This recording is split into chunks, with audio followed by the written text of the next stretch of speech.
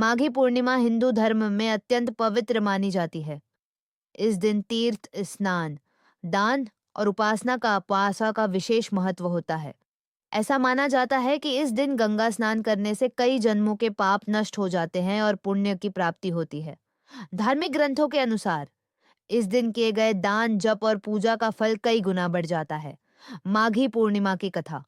प्राचीन कथाओं के अनुसार इस दिन भगवान विष्णु ने मत्स्य अवतार धारण किया था और राजा सत्यव्रत को प्रलय के दौरान बचाया था।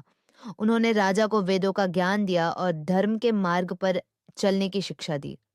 एक अन्य कथा के अनुसार देवताओं और असुरों के बीच समुद्र मंथन हुआ था, जिससे अमृत कलश प्राप्त हुआ। इस दिन अमृत कलश की कुछ बूंदें गंगा में गिरी थीं, इसलिए इस दिन गंगा स्नान को अत्यंत पवित्र माना जाता है। एक और मान्यता के अनुसार एक निर्धन ब्राह्मण ने माघी पूर्णिमा पर गंगा स्नान कर भगवान विष्णु की उपासना की और गरीबों को भोजन कराया। इस पुण्य कार्य के कारण उसे अगले जन्म में सुख, समृद्धि और मोक्ष की प्राप्ति हुई। माघी पूर्णिमा की पूजा विधि। प्रातःकाल ब्रह्म मुहूर्त में उठकर स्नान करें। यदि संभव हो तो गंगा स्नान करें, अन्यथा स्नान के जल में गंगा जल मिलाकर स्नान करें।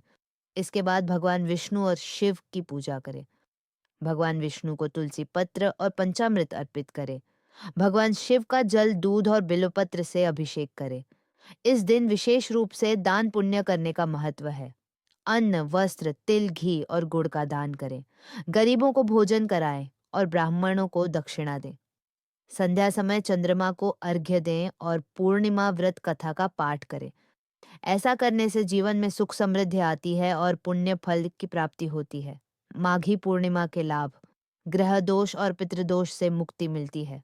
दान और पूजा से जीवन में सुख समृद्धि आती है।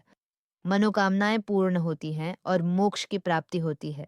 माघी पूर्णिमा पर स्नान, दान और उपासना करने से विशेष पुण्य की प्राप्ति होती है।